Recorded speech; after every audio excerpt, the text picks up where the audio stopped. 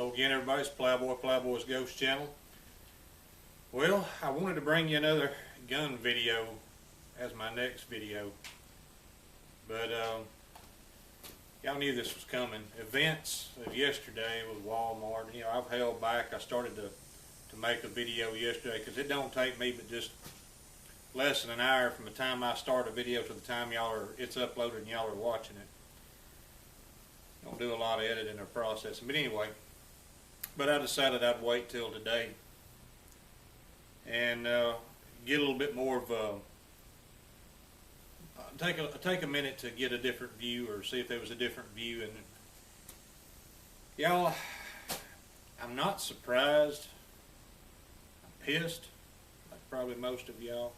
And yeah, there's silver linings to it. You know, it would be nice to do more supporting local gun shops, which now I do support local gun shops. But the problem is the most local gun shops to me are all 30 plus miles away. I know y'all, some of y'all in the bigger wide open states like Montana and wherever probably thinking, well, you know, that really ain't anything. That's not much. I get that. But you know, the problem is there's not a lot of mom and pop shops left. Thanks to Walmart.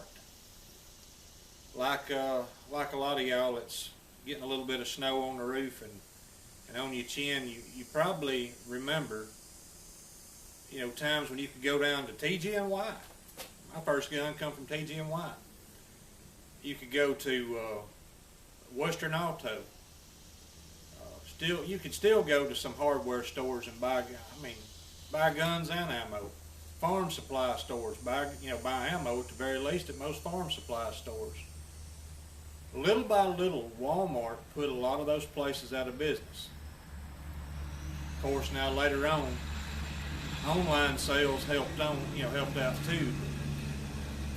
I saw a lot of them disappear when Walmart was coming up.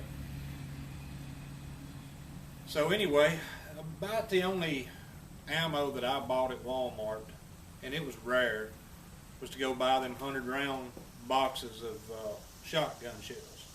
You know, $21 plus tax. Hey, it's not a bad deal. I'm going to miss that. I have to go find them somewhere the hell else. But y'all, it's going to be very difficult as a person of principle, and it always is. This time it's going to be a little more difficult to completely wean our family off of Walmart. I found out yesterday when I was talking about this with my wife. After I calmed her down, and I think we moved back from the edge of a mental breakdown over it, we're going to have to stick with our principles. And I know she shares a lot of those same principles, and she cares about right and wrong. But we're going to have to back away from them because, you know, y'all look, they didn't take a principled stand against gun violence and murder like they claim. If they really cared about what they claim they did, and they want to reduce violence and murder and deaths, why are they selling alcohol today, there are a lot more alcohol-related deaths than there are gun murders in this country? Why are they selling alcohol today? You know, reading stories just a few minutes ago in research for this video, Walmart over the last 10 years, over the last 8 years, 7 years, has worked hard to increase their share, their sales of alcohol, even to home delivery in those places where it's available. So alcohol, it destroys families, and y'all know that I've drank. And alcohol, it destroys families, destroys lives. It's misused. It's not the alcohol's fault, just like it's not the ammo or the gun's fault. It's misused. But a main ingredient in a lot more deaths and a lot more broken homes and families each year. Walmart's selling that today with no damn moral, opposition to that. What the hell? Or is it that just Walmart's CEO or whomever decided that they were going to do a little virtue signaling and try to get on the right side of things on the gun issue? I believe I know which it is, just like most of y'all know which it is. So anyway, To hell with Walmart. It's going to be difficult on some things. You know, groceries cost a little bit more at the Food Land and the Piggly Wiggly and the Big Star and the IGA. Some things do. Y'all, I'm going to have to do it. You know, it wasn't back in 2013 for 1 year. From about August or September of 2013 to almost 1 year to the month, almost to the week. Local Food Land here post a sign, you know, a no gun sign, no guns allowed. I had a friend, you know, a lifelong buddy that I've known since, you know, we were running buddies when we was kids that was working there. And the manager was a decent person. And he and I talked about it outside, you know. I said, look, as long as that sign's up, I'm not coming there and spending a single dime. And we spent hundreds and hundreds of dollars there a month on groceries. Y'all, I didn't go in there one single time during that 1 year. Not once. And I ain't the one who changed the policy. It ain't on me. It's not because of my efforts that sign came down. But that sign came down, we went back in smiling, and we've been doing business with them ever since. Well, it looks to me like that was a little different situation. That wasn't a corporation virtue signaling and deciding to wage a war against the Second Amendment. That was just, you know, one store, one manager that had a little something happen with someone else. They got spooked. They got a different manager, and that manager kept that policy in place for a while until they saw fit to change it.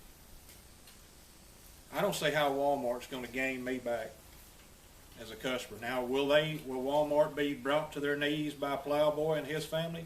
Not shopping with them? They'll never even notice us. Never. And it's going to be difficult. It's difficult for me to ask a lot of y'all to do what I know is going to be difficult for us. Y'all, it's hell living with principles. There's bands I'd like to listen to again. I used to like to play, you know, on guitar, Pearl Jam. I used to like to play some Steve Earle. Can't do it no more.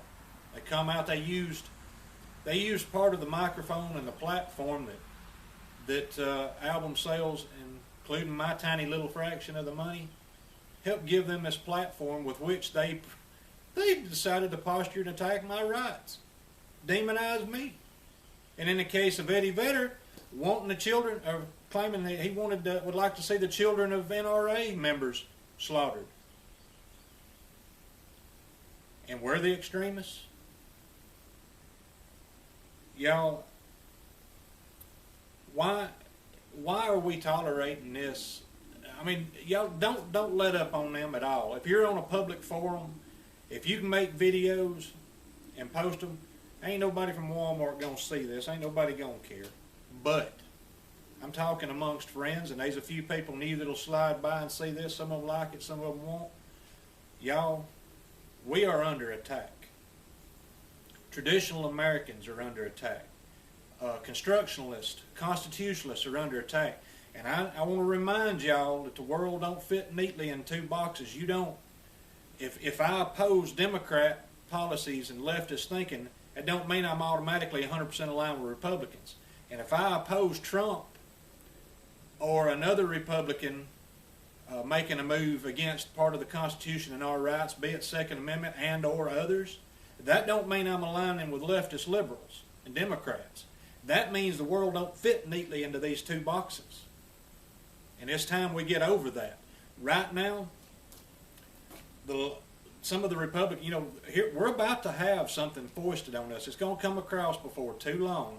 Harry Reid's talking about it. Not Harry Reid, I am so sorry. Mitch McConnell. Why did I get those two a little bit confused? Mitch McConnell announced that they would take up and vote on anything that the president supported. Well, the president is on record supporting some stuff that I'm highly against. So we may have some knives stuck in our back. You may feel a sharp stabbing pain in your back before too long, and it won't be Democrats. We know they're the enemy. I implore y'all to to broaden your minds a little bit. Not to say that mine's much broader or that I'm more anything, but I see things for how they are. We're under attack from all corners, and the people who are supposed to be on our side are not always on our side. It's time for us to, I'm not going to say band together, but we're going to have to speak out in unison.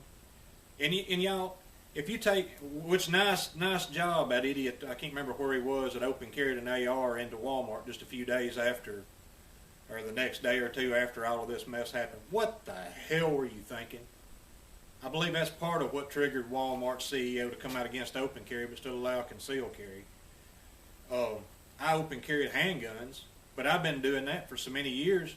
Nobody even around here pays any attention to it anymore. Somebody new from somewhere else might look twice, but I haven't had a negative, but if I walked in there with an AR or an AK, I expect, especially a few days after a very nationally publicized shooting, I expect that I'm going to have some problems and there may be negative repercussions. But y'all, if you're against open carry and you're thinking, well, oh, good, and I've heard people say that, oh, good, well, that was stupid anyway. People who are supposed to be pro-Second Amendment, supposed to be on our side, don't cannibalize each other. We have enough enemies without having people who supposedly love and respect and are dedicated to the Second Amendment and to the Bill of Rights. Attacking their fellow people who are brothers and sisters who are also supposed to be on the same side, but just because you disagree with one little bit of their method of carry. Cut that crap out. There's a lot of semi-automatic carrying people who think that probably me carrying these revolvers is retarded. Yeah, I said retarded in the video. Big deal. It's not disparaging any people. That's just talking about people who are willfully mentally deficient sometimes, or logically deficient. They may have a problem with my choice of caliber, my style of firearm. They may think that it's stupid. Don't go attacking everybody just because you disagree with everybody that you're supposed to be on the same side with, just because you disagree with a little bit. We kind of need to stand together a little bit to some degree, don't y'all think? There's a whole lot more crap coming. Walmart's just the tip of the iceberg. And once again, I voted for Trump one time, but I'm watching him closely. I know, I can see, I've heard from the man's mouth where his tendencies are, where his beliefs are.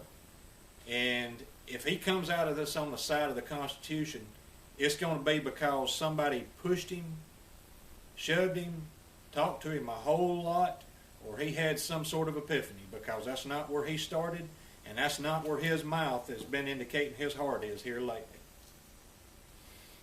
So y'all pay attention, be vigilant. Somebody else, that's another channel's tagline. Life is good. Oh yeah, somebody else's. Y'all, all I can say is just be peaceful, be thoughtful, be aware, be paying attention, and be prepared for if it comes to not being peaceful. But I've never victimized anybody. I never will victimize anybody, just like 99.999% of y'all. And I'm sick and tired of waking up. It's turned into a rant video. I'm sick and tired of waking up every day, flipping on the news or logging on to the interwebs to find out just how white nationalist, racist, bigoted, backwards, and hateful I am. Y'all, I never had a clue. I didn't. I was a little bit naive.